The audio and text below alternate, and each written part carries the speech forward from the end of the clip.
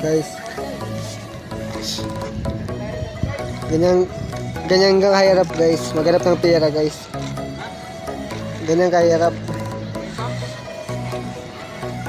Akala nila madali lang, no? Ganyan kahirap.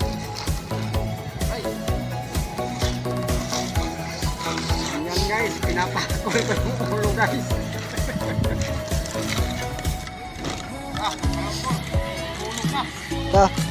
Yo God. Ganyan guys.